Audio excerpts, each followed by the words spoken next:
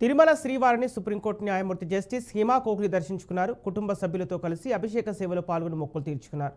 దర్శన అనంతరం ఆలయ అధికారులు శ్రీవారి తీర్థ ప్రసాదాలు అందజేసి జస్టిస్ హిమా కోహ్లీని పట్టు వస్త్రంతో సత్కరించారు.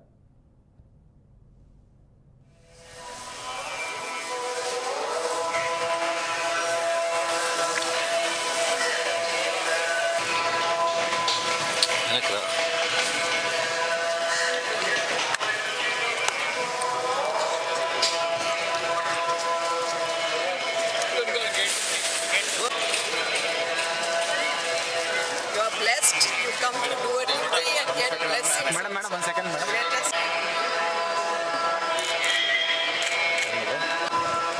Okay, madam.